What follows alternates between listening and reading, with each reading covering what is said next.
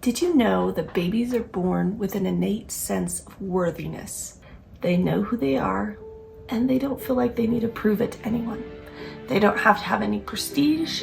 They don't have to have a job, employment. They don't even have to use the bathroom or feed themselves. But they feel worthy. What happened to us between baby to adulthood that we lost that sense of feeling worthy?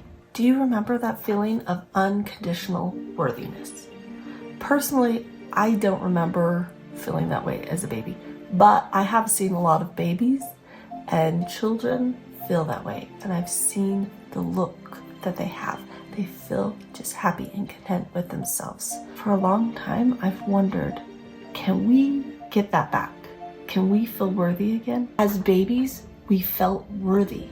We demanded attention and love from our caregivers. Now most of us feel unworthy.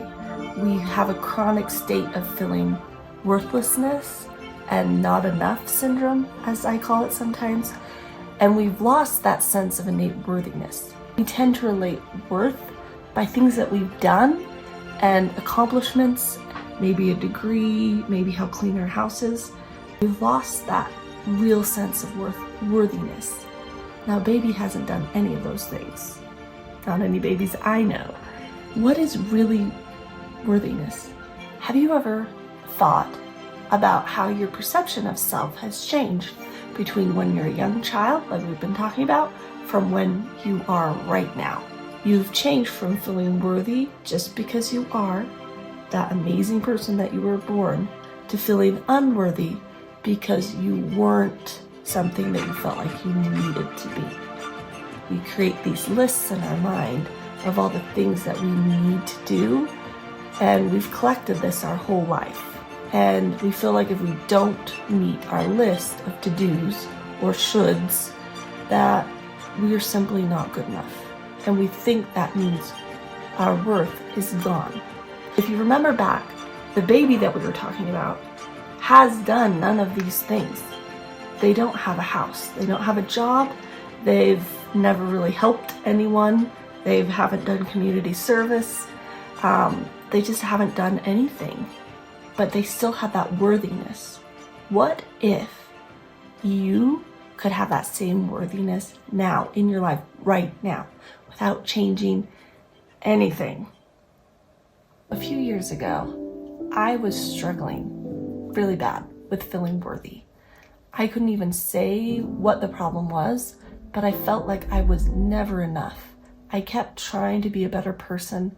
I kept trying to keep the house clean and trying to be a good mom and trying to get more things done and trying to be motivated, and I just kept feeling worse. I kept feeling like I was a disaster and I would never be able to do all those things. I could never be like everyone else. I felt disconnected. Now here's the truth. Worthiness is not a checklist. It's not achievements, and it's definitely not a paycheck. Even though it's great to make money, it has nothing to do with your worth. So what is worthiness? And can we feel worthy like we did when we were a young child? Growing up, I had a lot of things I thought that were stopping me from feeling worthy. I felt very broken. I had extreme learning disabilities, and I had been sexually abused as a child, and I thought I was not worthy. I would try to hide who I was because I was afraid someone would see who I really was and call me out. I was doing a lot of things to kind of pretend to be someone that I wasn't. I would try to fit in, and I would never have a feeling of belonging. I was so afraid of my vulnerable side that I hid it far, far away. There was no way I would ever tell anyone that I was dyslexic. Fast forward to today, I feel worthy. I would lead a conversation telling people I was dyslexic. And I have no problem telling you about my faults and my flaws. Anytime you ask me, I'll tell. That feeling of worthiness that I was able to get made it so I didn't have to hide anymore. I didn't have to do this big checklist to be okay. I bypassed all that and went straight to feeling worthy. Then a crazy thing happened. Now that I was no longer hiding and trying to avoid my past, I was accepting myself. And when I was accepting myself and feeling good about myself, I no longer was looking for the outside for people to accept me and approve of me.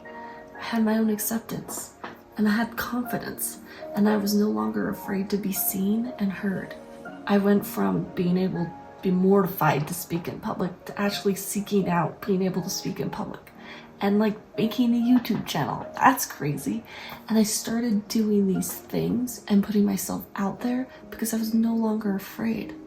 I no longer needed to prove anything. I was already worthy. It was amazing. Then I started my very first session with my new life coach. It was a miracle that I got there because I was pretty sure I didn't need a life coach. He asked me if I felt like I was enough and questions about worthiness. And I was like, oh no, I am the most terrible person. Let me tell you how terrible and messed up and broken I am. Because I felt so broken, like unfixable. He was so gentle and kind, and he's like, okay. He asked this question, and this question changed everything.